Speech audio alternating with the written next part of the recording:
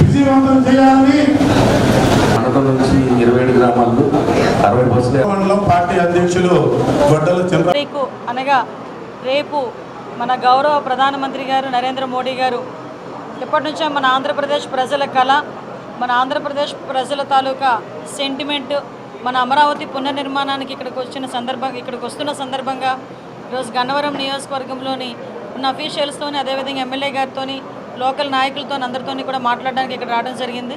మొట్టమొదటిసారిగా రాష్ట్రంలోని ప్రజలందరికీ కూడా మేడే శుభాకాంక్షలు కూడా తెలియజేసుకుంటూ ఈరోజు రేపు జరగబోయే కార్యక్రమం అనేసరికి ఆంధ్రప్రదేశ్ ప్రజలందరికీ కూడా ఒక సెంటిమెంట్గా మనందరికీ కూడా తెలుసు.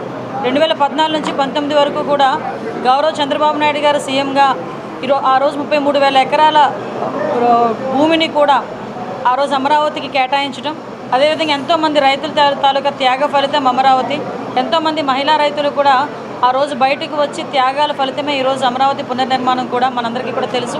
కాకపోతే ఒక విధ్వంసపు పరిపాలన అనేది 2019 నుంచి 24 వరకు కూడా కొనసాగించడం మీ అందరికీ కూడా తెలుసు. ఆ 2019 నుంచి 24 వరకు కూడా అమరావతి అన్న దాన్ని భూస్థాపితం చేయాలి అని అమరావతి అని మాట్లాడిన సందర్భాలు కానీ, అమరావతిని శ్మశానంతో పోల్చిన సందర్భాలు కానీ లాస్ట్ వైఎస్ఆర్సీపీ నాయకులందరూ కూడా చేయడం జరిగింది. కానీ ఎక్కడా కూడా తొనకకుండా బెనకకుండా, ఎక్కడ కూడా నీరు గారకుండా పోరాటం చేద్దామనే ఉద్దేశంతో అమరావతి రైతులతో పాటు ఆంధ్రప్రదేశ్ ప్రజలందరూ కూడా బయటకు వచ్చి అమరావతి రాజధానిగా కొనసాగాలని ఆ రోజు మహిళా రైతుల దగ్గర నుంచి, చిన్నపిల్లల దగ్గర నుంచి ప్రతి ఒక్కరు కూడా బయటకు వచ్చి ఆ రోజు పోరాటాలు చేశారు. సుమారుగా 5 సంవత్సరాలు కూడా పోరాటం చేశారు. తిరుపతికి పాదయాత్ర చేశారు, మళ్ళా అరసవెల్లికి పాదయాత్ర చేసే సందర్భంలో రామచంద్రపురం వరకు చేయడం జరిగింది. ఈ నేపథ్యంలో కొన్ని వందలాదిగా కేసులు కూడా వాళ్ళ మీద ఈ రోజు వరకు కూడా ఉన్నాయి.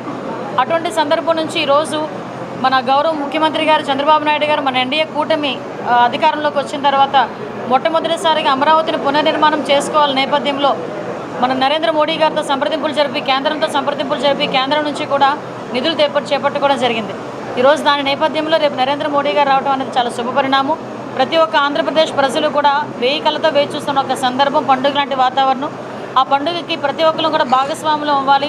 చరిత్రలో నిలిచిపోయి అమరావతిలోని మేము కూడా భాగస్వాములు అవ్వాలని ఆంధ్రప్రదేశ్ ప్రజలతో పాటు తెలుగు వాళ్ళందరూ కూడా ఈరోజు ముందుకు రావడం మనందరం కూడా చూస్తున్నాం.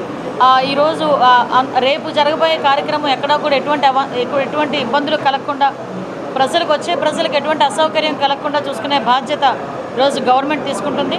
దానిలో భాగంగానే ఈరోజు గన్నవరం నియోజకవర్గానికి ఇక్కడికి రావడం జరిగిందండి. ఆల్రెడీ ఎమ్మెల్యే గారు అన్ని సౌకర్యాలు కూడా చూశారు, అన్ని ఏర్పాట్లు కూడా చేస్తున్నారు. ఇంకా ఏదైనా చిన్న చిత్తగా ఉంటే ఈరోజు అధికారులతో కూడా మాట్లాడి, కార్యకర్తలందరితో కూడా మాట్లాడడానికి ఇక్కడికి రావడం జరిగింది. Thank you. ఆల్రెడీ వాళ్ళందరికీ కూడా ఇన్ఫామ్ చేసేసారు. ఎవరైనా ఇన్ కేసు స్వచ్ఛందంగా చాలామంది వెళ్ళిపోతున్నారు. మా దగ్గర నివేదిక ఉందండి. కొన్ని మా సెక్యూరిటీ రీజన్స్ మేము కొంచెం చెప్పలేము. జనాలు ముందుకు వస్తున్నారండి. 5 లక్షల వరకు కూడా జరగవచ్చు. మినిమం 3 లక్షల నుంచి 5 లక్షల మధ్యలో రేపు ప్రజలందరూ కూడా పాల్గొనే అవకాశాలు ఉన్నాయి.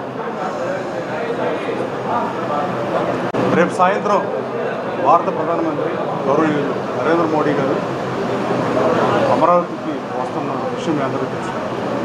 2014-19 మధ్య చంద్రబాబు నాయుడు గారు ముఖ్యమంత్రిగా, మోడీ గారు ప్రధానమంత్రిగా అమరావతి నిర్మాణానికి శంకుస్థాపన చేసిన తర్వాత మళ్ళీ పునర్నిర్మాణ పనులు చేయాల్సిన అగత్యం ఎందుకు పట్టిందంటే, గత పాలకులు ఆ రోజున ముఖ్యమంత్రి అయిన జగన్మోహన్ రెడ్డి గారు ఒక చిన్న మీటింగ్ వేసి కృష్ణా గుంటూరు జిల్లాలకు సంబంధించిన ప్రజాప్రతినిధులతో మీటింగ్ వేస్తే ఆ వచ్చిన 33 మందిలో 4 ఈ రాజధాని మార్పును వ్యతిరేకించి మైలవరం శాసనసభ్యులు వసంత కృష్ణప్రసాద్ గారు, శంకర్రావు గారు, విజయవాడలో ఉన్న ఒక శాసనసభ్యులు, మేము 4 ఆ రోజే వ్యతిరేకించాం. కానీ మూర్ఖ వైఖరితో ఎక్కడ రాజధానులు మారుస్తుందని సౌత్ ఆఫ్రికాలో 3 రాజధానులు నేను చెప్పాను. 3 చేస్తాం, 5 చేస్తాం, 10 చేస్తాం, 20 చేస్తామని చెప్పి అత్యంత అనుభవం లేమితో చాలామంది ముఖ్యమంత్రులు అయ్యారు. మంత్రివర్గంలో మంత్రిగా కూడా పనిచేయకుండా కిరణ్ కుమార్ రెడ్డి గారు కానీ, ఎన్టీ రామారావు గారు కానీ చాలామంది అయ్యే పరిస్థితి.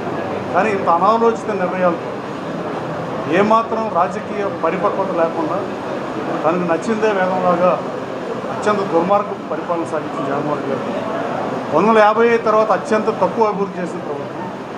అలాగే వైనాట్ 175 అన్న వాళ్ళే మళ్ళీ సిద్ధమని పోస్టర్ వేసింది. రాజధానులు ఉన్న అమరావతి రాజధాని తీసేస్తామని చెప్పి ఇంచు కూడా కదల్చలేకపోయాడు. 5 సంవత్సరాల తన పూర్తి పదవీ కాలాన్ని అమరావతిని మార్చడానికే కేటాయించి ఒక్కడుగు కూడా ముందుకెళ్ళిపోయాడు.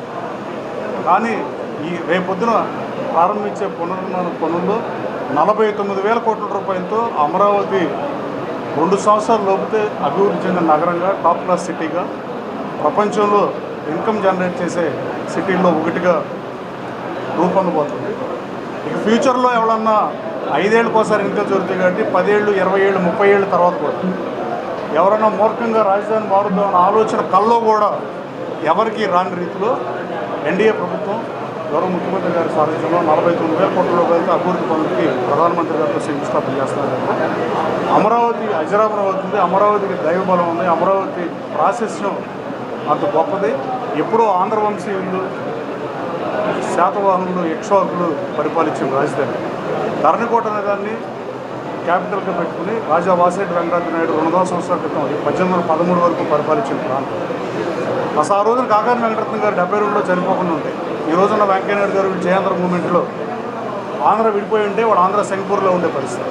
దురదృష్టం ఏంటంటే ఉమ్మడి కృష్ణా జిల్లా ఈ దేశంలోనే రాజమండ్రి నుంచి పల్నాడు వరకు హయ్యెస్ట్ ట్యాక్స్ పేయర్లు ఉన్న జిల్లా.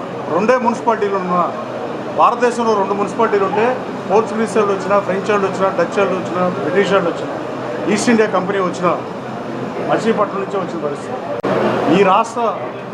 ఈ రాష్ట్రంలో మచిలీపట్నం రాజధానిని కృష్ణా జిల్లా రాజధానిగా ఉండి హయ్యెస్ట్ ట్యాక్స్ పేయర్లు ఉన్న జిల్లా వలసలు వెళ్ళిపోవడం వల్ల తొలితరం పారిశ్రామికవేత్తలు మడుపు రాజేంద్ర ప్రసాద్ గారు, వెలగపూడి రామకృష్ణ గారు, ముత్యాల రాజా గారు, చలపల రాజా గారు, వీళ్ళందరూ పరిశ్రమలు కోయంబత్తూరు తరలిస్తున్నారు.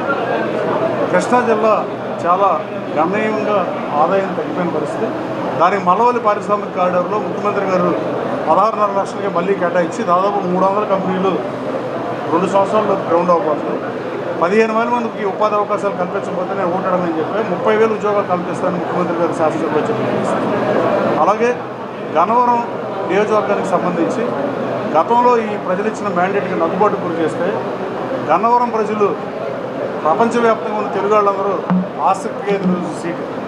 అలాంటి సీట్లో చంద్రబాబు నాయుడు గారిని భీషణ ప్రతిజ్ఞలు నెరవేర్చి ఆంధ్ర రాష్ట్ర ప్రజలు ఈయన తప్పు చేయకపోయినా జైలుకు పంపిస్తే ఆ రోజున రాజమండ్రి నుంచి ఆయన విజయవాడ రామవరపాడు దగ్గర రావడానికి 160 కిలోమీటర్ల ప్రయాణం చేస్తే 40 కిలోమీటర్లు కూడా లేని నా నియోజకవర్గంలో 7 గంటల ప్రయాణం పడితే మిగతా అంతా కలిపిన 5 గంటలు పట్టిన పరిస్థితి. ఆ రోజున మీరు చూపించిన ఆదరమ్మల్ని ఎప్పటికీ నేను చంద్రబాబు గారు మర్చిపోను.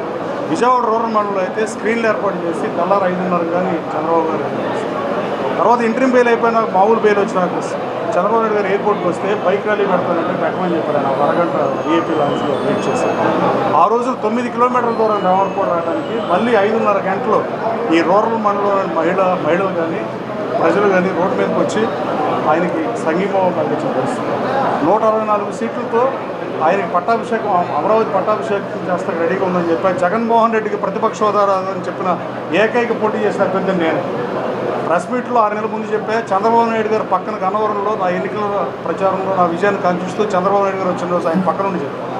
ఆయన అడిగారు ఎందుకు ప్రతిపక్ష హోదా రాదంటున్నాం అంటే, సార్ ఎట్టి పరిస్థితిలో తమ్ముడికో చెల్లికో నచ్చపోవడం ఉంటుంది కానీ మనిషి ఎలాంటి అయినా కన్న తల్లికి నచ్చపోవడం ఉండదు సార్. ఇతను కన్న తల్లికే నచ్చట్లేదు కాబట్టి ఎట్టి పరిస్థితులు ప్రజలు ఓటేయండి సార్, ఇతనికి ప్రధాన ప్రతిపక్ష హోదా రాదు సార్ అని చెప్పి. అలాంటి పరిస్థితుల్లో జగన్మోహన్ రెడ్డి గారు నాకు హోదా కావాలని అడుగుతాడు. అసెంబ్లీకి రాడు, మైక్ ఇవ్వట్లేదు అంటాడు. మీ మీడియాలు మైక్ ఇస్తున్నారు, మీ దగ్గర మాట్లాడుతున్నారు. అర్జీలు తీసుకుంటాడు, అర్జీలు పరిష్కరించాడు, ప్రభుత్వానికి పంపడం. లా అండ్ ఆర్డర్ సమస్య హోమ్ మినిస్టర్ గారికి పంపకపోతే ఎలా పనిచేస్తారు జగన్మోహన్ రెడ్డి గారిని అడుగుతారు.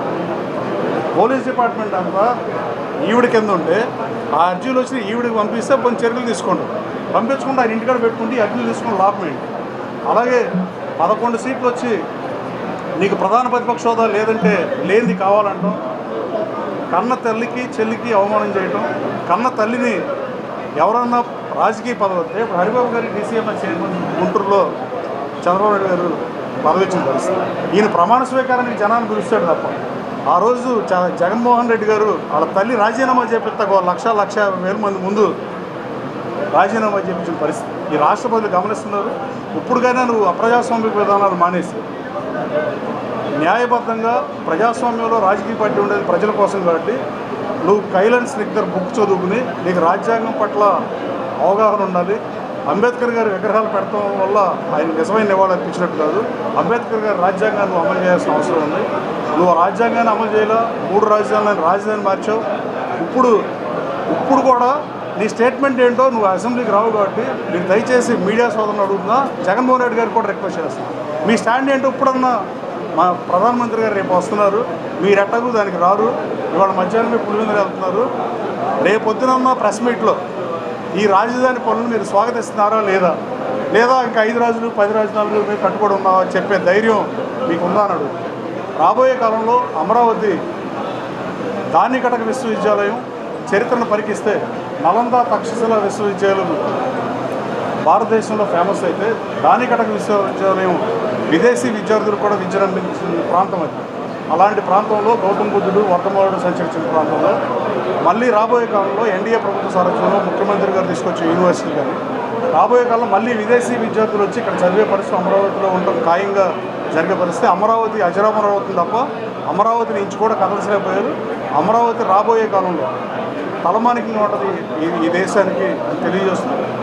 మా నియోజకవర్గానికి హోంమంత్రి గారి సమీక్షా సమావేశానికి రేపు ప్రధానమంత్రి గారికి ఏర్పాటు చేసుకొని వచ్చినందుకు మొట్టమొదటిసారిగా నా కాన్స్టిట్యూన్సీ అఫీషియల్ ప్రోగ్రామ్స్ కాబట్టి ధన్యవాదాలు తెలియజేస్తూ మీకు నమస్కారం తెలియజేస్తాను. Thank you.